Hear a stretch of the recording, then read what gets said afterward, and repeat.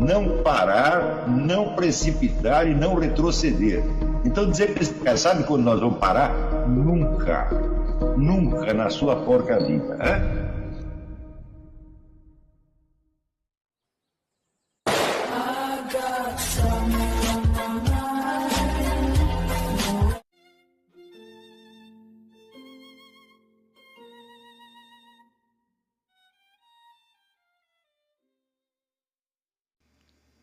E aí pessoal, tranquilo? Então vem aqui antes do vídeo começar, pedir para vocês se inscreverem, quem não for inscrito, compartilhar, curtir, comentar. Quem puder seja membro do canal, que isso ajuda bastante. Tem também o link do Apoia-se. Quem puder ajudar nosso canal e apoiar financeiramente vai ser muito bem-vindo. Mas o mais importante é transmitir o conteúdo e os conhecimentos do professor Olavo de Carvalho para mais e mais brasileiros. Então compartilhe e ajude aí nossa causa. Muito obrigado a todos os membros, apoiadores do canal. Fico muito feliz. Tenho certeza que a gente está no caminho certo. Então fiquem com o vídeo e até mais. Valeu! Essa breve análise que eu fiz nesse artigo, ela é precedida de outras considerações que eu não cheguei a escrever e nem vai haver, nem creio que haja espaço no jornal para explicar essas coisas, mas que aqui são perfeitamente cabíveis, porque elas dão continuidade a outras análises que eu já fiz aqui. Por exemplo, isso que eu vou dizer aqui tem muito a ver com as aulas que eu dei sobre o Kant. Então, para introduzir esse problema, eu tenho que começar dizendo para você que na França existe um historiador muito interessante chamado Marcel Gauchet, que escreveu uma obra em 4 volumes chamada L'Avènement de la démocratie, o advento da democracia. E a tese fundamental, que ele sustenta muitíssimo bem, é que a coisa característica da democracia moderna é justamente o caráter dito laico do Estado. Isto é universal, tá certo? E o que quer dizer esse caráter laico? Quer dizer que você não tem mais uma autoridade espiritual que influencia o Estado desde cima, que exerça sobre ele, vamos dizer, uma influência limitadora, moderadora ou disciplinadora. Isso não existe mais. E, portanto, o Estado acaba sendo ele próprio a incorporação da única autoridade espiritual concebível. E ele diz que isso começa precisamente com a Reforma Protestante. E você não pode esquecer que Lutero foi um contemporâneo de Maquiavel. E existem várias ideias deles que, partindo de premissas completamente diferentes, levam à mesma conclusão prática, não teórica. Levam aos mesmos resultados, por assim dizer. Lutero propunha que entre o homem e Deus não existe mediação.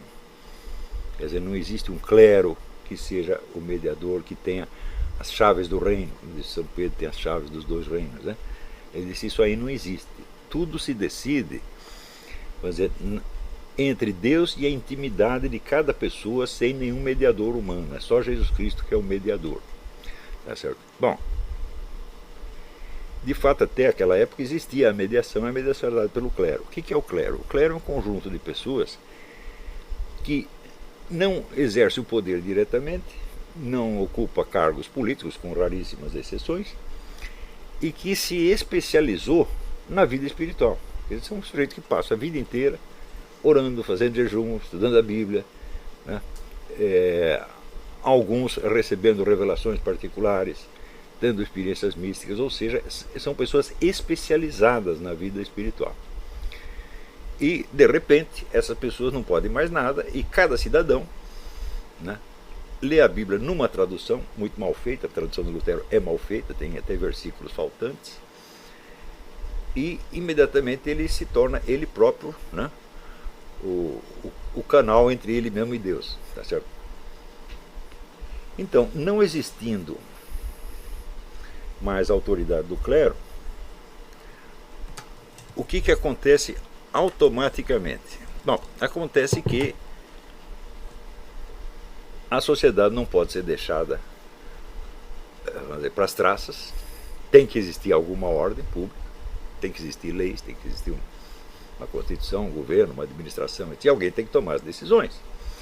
Essas decisões, não sendo mais policiadas por uma autoridade espiritual externa, tá certo? Elas adquirem autonomia. No mesmo instante em que Lutero estava fazendo isto, Maquiavel estava propondo a teoria da razão de Estado, ou seja, aquilo que é necessário para a conservação e defesa da ordem pública é, por assim dizer, aquilo que mais tarde Kant chamaria um imperativo categórico, algo que tem que ser feito de qualquer jeito. Por exemplo, ali na Itália, diz, bom, se nós não criarmos aqui um exército para defender o território, o inimigo vai acabar conosco, então a necessidade é incontrovertida, nós temos que fazer isso, e aquilo que é absolutamente necessário é evidentemente sancionado por Deus. Então a razão de Estado se torna, vamos dizer, a única versão da vontade de Deus. E, portanto, o governante se torna ele também o portador da vontade divina, sem ser um mediador. Note bem, isso é importante, porque os reis, a partir daí, começam a afirmar que são reis por autoridade divina. Antes não era assim, antes eles eram, a autoridade divina lhes vinha, tá certo? Do fato de serem coroados e abençoados pela igreja. Então, a igreja lhes dava uma parte do mandato. Sempre houve uma teoria, por exemplo, Filipe Belo acredita nessa teoria de que a sanção da igreja não era necessária, de que o rei era diretamente um emissário de Deus. Sempre houve essa teoria, mas até então não foi muito aplicada. Mas a partir dessa época começa a ser aplicada. Então, o rei, ele não é um mediador, ele não é um profeta, tá certo? Ele não tem como é que se diz? O dom divino de guiar as massas, mas ele tem a sua autoridade por direito divino. Então, sem ser um mediador, ele representa a vontade de Deus, tá certo? Então, a partir daí, essa ideia se espalha pela Europa, e praticamente todas as nações aceitam isto, né? É claro que os primeiros reis que fazem isso, eles mesmos assambarcam, usurpam o discurso profético, né? Por exemplo, na época das grandes navegações, todas as nações envolvidas nisso diziam que o seu objetivo era expandir a fé cristã. Alguns diziam isso até sinceramente, tá certo? Mas o fato é que o rei, a essa altura, não tinha que prestar satisfações a mais ninguém. Então, ele representa, os planos dele representavam a vontade divina. Por quê? Porque eram planos que não tinham escapatória. A razão de Estado é, como é que diz, não tem saída. Você faz o que você tem de fazer. Então, na medida que você está agindo por uma necessidade, quer dizer, irrefutável, então você está, na verdade, você está, portanto, obedecendo a sentença divina, embora você não seja um profeta, embora você não tenha recebido nenhuma mensagem especial, nenhuma revelação. Então, você vê que as duas coisas aconteceram ao mesmo tempo. A destruição da classe mediadora, tá certo? E a transferência do papel de portador da vontade divina ao governante e ao rei, o qual, percebe, não tinha nenhum treinamento especial para isso. Os reis não eram monges, os reis não eram místicos, os reis não eram profetas, tá certo? E a maioria deles, até pela sua conduta pessoal, não eram nenhum exemplo de santidade, nem de moralidade elevada. Você veja, Luís XIV tinha 28 amantes. Isso era público e notório, né? Ainda havia alguma concessão ao clero nos países católicos, na própria França. Então, né, o pregador Bossuet, Jacques Benny Bossuet, ele passava pitos no rei durante os sermões e tal, mas não adiantava nada, o rei continuava fazendo exatamente a mesma coisa, porque aquilo era a opinião de um pregador, não era a pressão, vamos dizer, de uma autoridade espiritual. Mas, mesmo porque a igreja da própria França, na época, tende a se tornar independente do Vaticano. Cria-se a igreja galicana, que obedecia ao rei, exatamente como na Inglaterra. Isso não chegou a se consolidar ao longo dos séculos. Na França foi uma época passageira, mas que existiu. Na Inglaterra, a separação ficou definitiva, o rei passa a ser o chefe da igreja local e assim por diante. Essas tendências existiam em toda a Europa, tá certo? E este período onde nasce, então, vamos dizer, a a supressão, onde aparece a supressão do clero como mediador entre Deus e os governantes, e aparece ao mesmo tempo a ideia da razão de Estado, as duas coisas são exatamente contemporâneas. Isto é o nascimento do Estado moderno. E a partir daí, inclusive a palavra Estado começa a ser usada a partir daí. A ideia da razão. O Estado nasce junto com a razão de Estado. E automaticamente, se o rei incorpora então a vontade divina, então o Estado que ele governa é divino. Então a divinização do Estado vem junto com o Estado e vem junto com a razão de Estado. Um pouco mais adiante, quando surge a revolta contra os reis, já no século XVIII, ela vem legitimada não pela ideia de um retorno, vamos dizer, à mediação, mas como uma consequência lógica que se deveria tirar da ruptura com o clero. Ou seja, o clero já não é necessário, não é preciso a mediação, mas o rei também não é necessário. Por quê? Porque cada um é senhor de si, cada um presta satisfação a Deus no íntimo da sua alma e ninguém sabe o que está se passando lá dentro. Então, é a total autonomia do ser humano em relação à lei divina, que ele pode interpretar como ele quiser, ou que ele também tem o direito de ignorar. Então, a ideia iluminista, bem expressa por Kant, de que o homem tem que ser autônomo, de que ele cria a sua própria lei de acordo com os imperativos categóricos da sua própria razão, ela, por assim dizer, ela tira contra os reis uma consequência que já estava embutida na própria ideia do direito divino dos reis. Então é o direito divino dos reis, que não é divino de maneira alguma, ele passa a ser o direito, vamos dizer, absoluto de cada ser humano, do indivíduo humano. E isso aí é o nascimento da democracia moderna. Tá certo?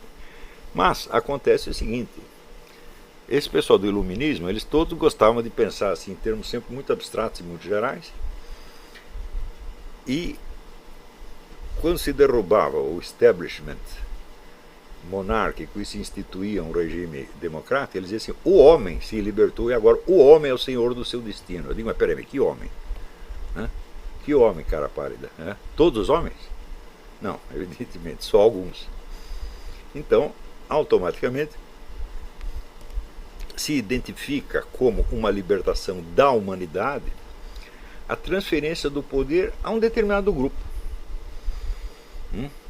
que não reivindica um direito divino, mas que representa agora a razão humana, e com isso tem todo o poder, até mais do que os governantes de direito divino. Você não pode esquecer que Luís XIV, quando quis formar um exército, que seria o maior exército da Europa, que tinha 144 mil pessoas, veja, um exército de 144 mil pessoas era o maior da Europa. Ele teve que ir pessoalmente de cidade em cidade, pedindo pelo amor de Deus para que as pessoas se alistassem. E a Revolução Francesa, em um dia, decreta o alistamento militar obrigatório e cria um exército 10 vezes maior do que esse. Seguem-se depois as guerras napoleônicas, tudo na base do recrutamento militar obrigatório, e os exércitos vão crescendo, crescendo, crescendo, crescendo. Ao mesmo tempo, é claro que, ao longo desse processo, as regras da guerra vão mudando.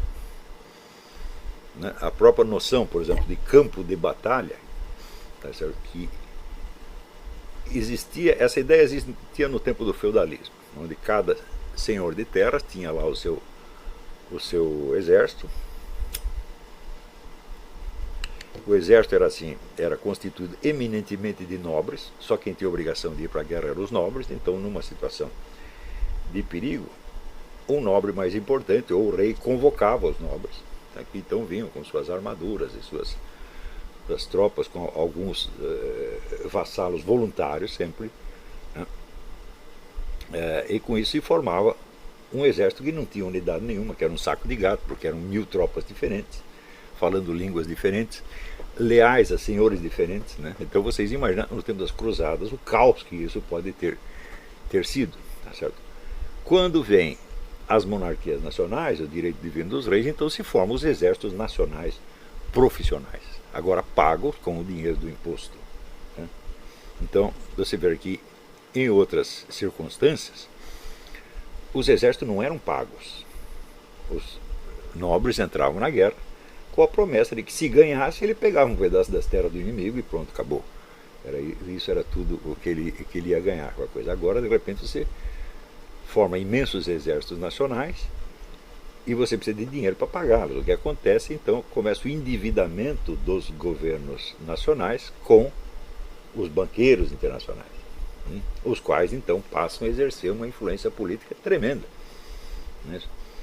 Então, você imagina a posição de um rei cujos exércitos voltam, né, da guerra, às vezes derrotados, esfomeados, revoltados e ávidos por dinheiro, e ele não tem dinheiro para pagar.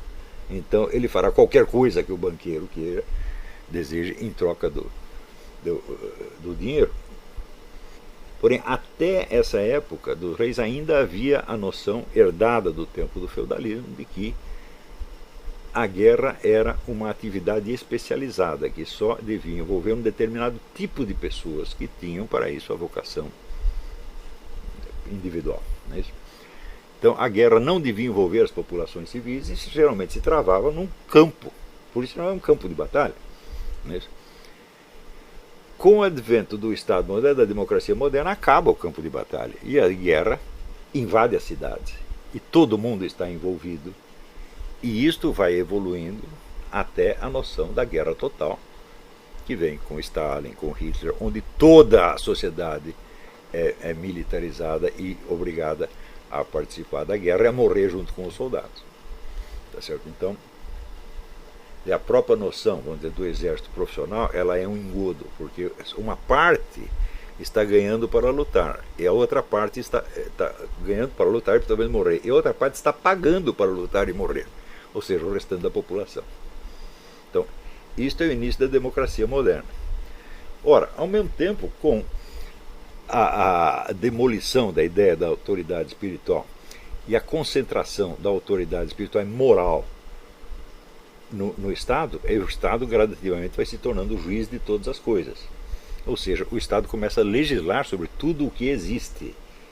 Ele legisla sobre a economia, sobre a educação das crianças, sobre o casamento, sobre a convivência dos vizinhos, sobre a propriedade da terra, sobre tudo. Então tem um processo legislativo que hoje chega, vamos dizer, ao paroxismo de, por exemplo, aqui nos Estados Unidos parece que são 8 milhões de leis tributárias, né? É claro que é uma coisa inabarcável e todo mundo está fora da lei, sem saber, tá certo? E a qualquer momento você é sujeito a ser preso por ter cometido um delito que você ignora por completo. Então, isto é a democracia, gente, né? Não é a tirania. Né? Ora, quando aparece o totalitarismo não faz senão tirar as consequências de um processo que já vinha desde o tempo de Maquiavel e Lutero. Né? Ou seja, a razão de Estado, que agora passa a ser, vamos dizer, com os comunistas, a razão da classe proletária, e com o nazismo, as razões da raça alemã, torna-se a única autoridade concebível. Né? Isto não chega, esse processo não chega a se consumar nas democracias só porque, um motivo muito simples, o que correspondia à antiga autoridade do clero, nos Estados Unidos é dividida por toda a sociedade. É uma sociedade enormemente religiosa, tá certo? Onde o clero, em princípio, não tem nenhuma autoridade espiritual em especial, mas a pressão da sociedade, profundamente imbuída da moral religiosa, continua significando alguma coisa, por isso mesmo os candidatos a todos os cargos têm de fazer de conta que eles são muito cristãos. Né? E aparecer no culto pelo menos uma vez por ano. Todos eles fazem isso, tá certo? Então, vamos dizer, a pressão da sociedade exerce nos Estados Unidos uma função análoga, não similar, mas análoga à do clero na Idade Média. Mas é evidente que é uma pressão difusa, não é organizada, então não chega a ser uma autoridade, é apenas uma influência. Tá certo? Se um presidente dos Estados Unidos quiser fazer tudo ao contrário do que recomenda a moral cristã, ele fará, contanto que ele consiga maquiar um pouco a coisa e que ele tenha a seu favor o aparato de maquiagem que é a mídia. Não é isso?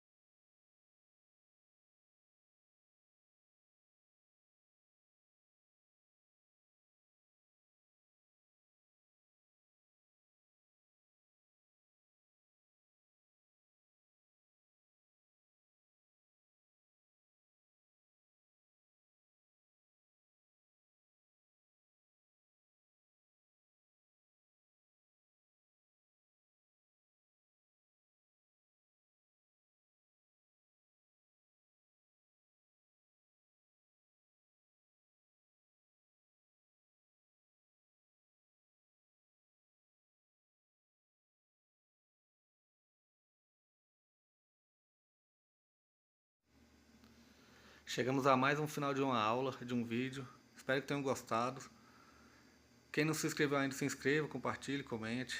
Ajude o nosso canal, apoie, seja membro. E ajude o nosso canal a chegar a cada dia a mais brasileiros que precisam muito do conhecimento do professor Olavo de Carvalho. Então é isso aí, fique com Deus, até o próximo. Valeu! Então é isso aí, pessoal. Que é o nosso canal. Que são alguns livros que eu já li. A maioria foi doação, mas alguns eu adquiri, professor Olavo de Carvalho. Alguns livros se perderam aí que eu emprestei. Professor Alexandre Costa. A Bíblia Sagrada. 10 lições sobre Karl Marx. Indico a não ler esse livro, que é muito ruim mesmo. Alguns pensadores aqui que realmente, como o professor Olavo de Carvalho disse, não são pensadores. Valeu, tamo junto aí. Apoie nosso canal, seja membro.